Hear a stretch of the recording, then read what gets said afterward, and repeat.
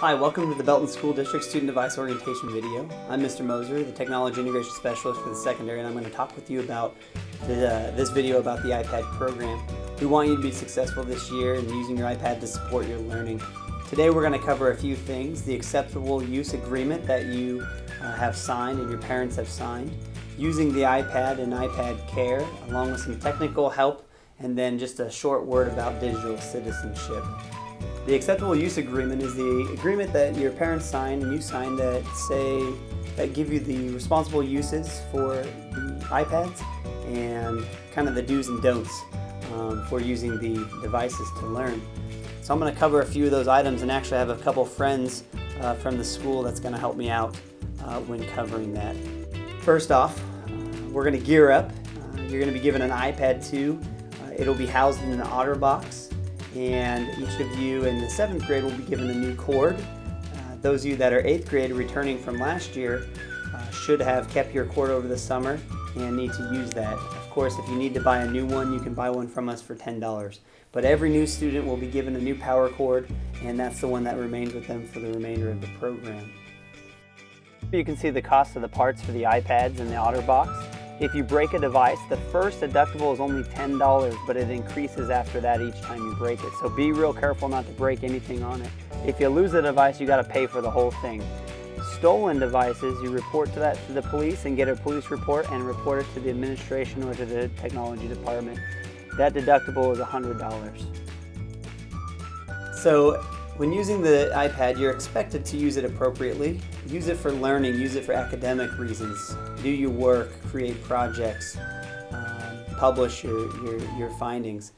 You want to make sure to keep your passwords safe and confidential. Never share that with a friend or anyone else. If you need a password reset, you can get that reset in the library.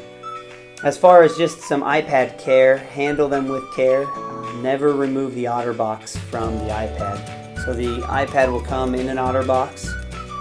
It's got a plastic piece in front of the glass to help protect that from scratches or scuffs when you put it in your backpack. It's got this nice rubber gasket on the outside. Be careful in particular on the edges. Don't pick at it. That thing will wear off, and if you damage that, then you'd be responsible for a replacement. In the back we have your ID badge with your name and your picture. And let's leave those in there so we can quickly identify whose this is. You shouldn't ever take this OtterBox off. So if you feel like it's getting dirty and something's not right, then you take it into the library and we can have a technician look at it. If we need to pull it off, we can have a technician pull that off. You can, if you want to use a Clorox wipe down the OtterBox, but you never take it off and go on the inside. So make sure to report that. Now, as far as profiles on the device, we have a profile that's managing these devices, and they do things for us so we can monitor and keep track of what's going on. It also puts on the Wi-Fi password, and so you'll never need that password. It will automatically be set with those profiles, and so tampering with those profiles, not only will it cause the device to not function properly, but it breaks the acceptable use agreement which you had signed, and consequences for that will be handled by your administration. So there's a few more examples of appropriate use with your technology. Your iPad should be used under the supervision of an adult. Dad, can I get on this website, pbskids.org? Did your teacher say so? Yeah. Then yes.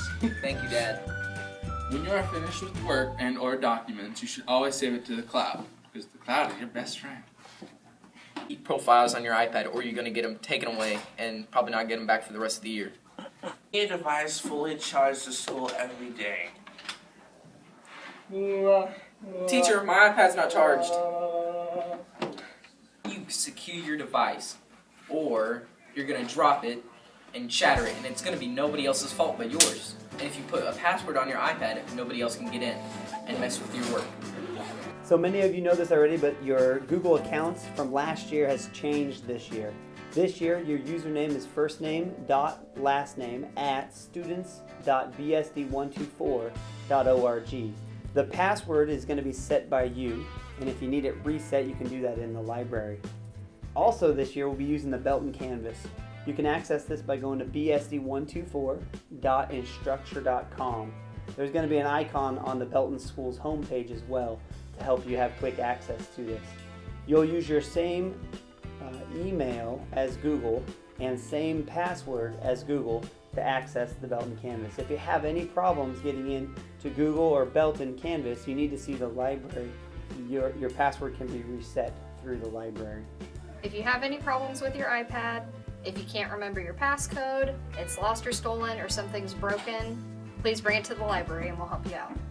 If it's damaged or not working properly, it must be turned into the building, library, and media staff. It will be sent to district technology staff for repair or replacement. Parents/guardians are not authorized to attempt repairs themselves or contract with any other individual or business for the repair of the device.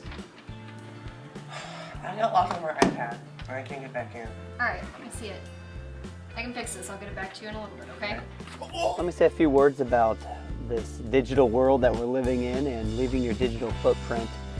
It's important the things you create and share and post online, both educationally and socially, that you are careful about those things and think about what you're posting and use the privacy settings appropriately.